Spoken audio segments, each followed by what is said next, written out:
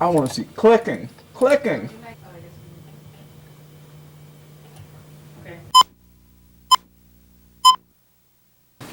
The Defense Information School, or DINFOS, received a donation of 500 books and two $5,000 scholarships. The two scholarships are awarded annually to two DINFOS graduates. The money is used to assist in the recipient's civilian education pursuits. The two entrants who submit winning essays on various topics are awarded the scholarships. This year's topic is My Favorite Washington Monument.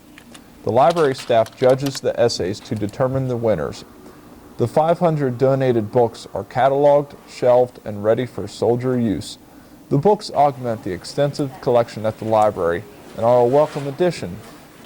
Library NCOIC Mike Montello explains.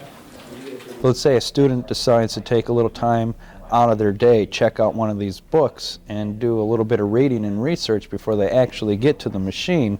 They'll have an understanding of what to expect, how the machine works, and hopefully it'll get them through the course and they'll achieve their goal of graduating. Reporting for AFN Fort Meade, I'm Specialist Ivan Russell.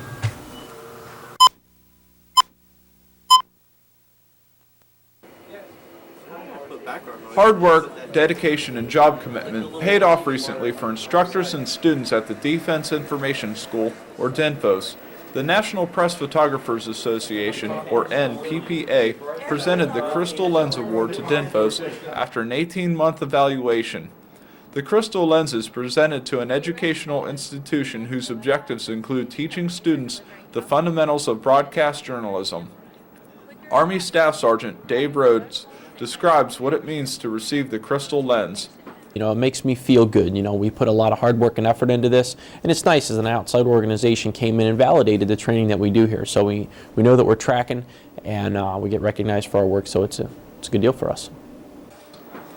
The NPPA does not award the Crystal Lens annually. It is only presented to institutions after an extensive review. The award is the highest honor that an educational institution can receive for work in training broadcast journalists. Reporting for AFN Fort Meade, I'm Specialist Ivan Russell.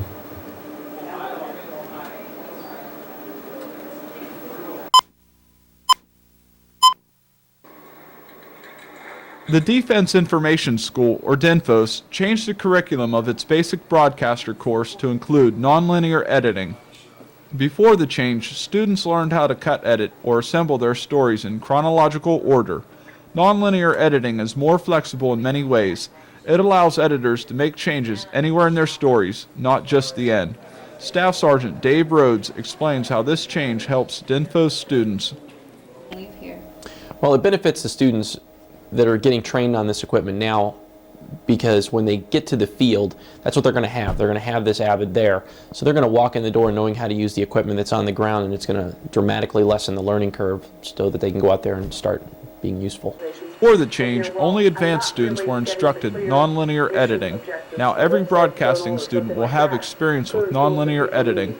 The change in curriculum adds to the extensive arsenal of tools that DINFOS graduates have at their disposal. Reporting for AFN Fort Meade, I'm Specialist Ivan Russell.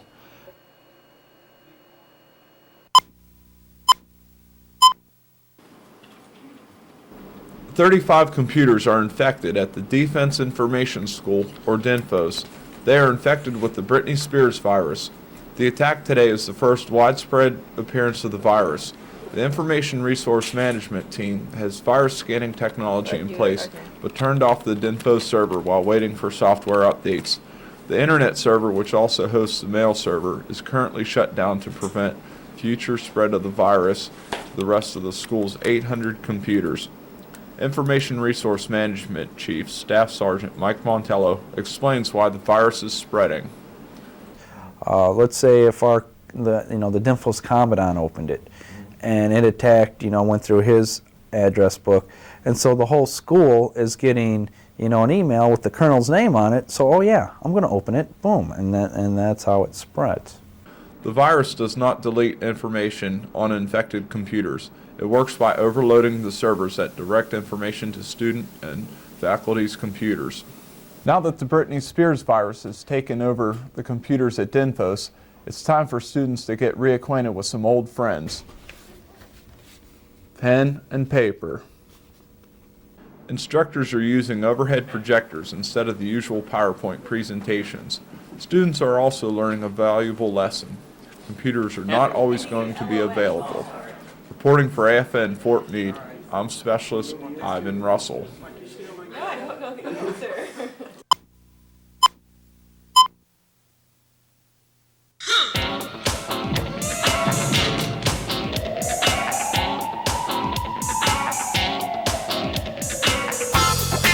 Before you kick it at the club, get your kickers right.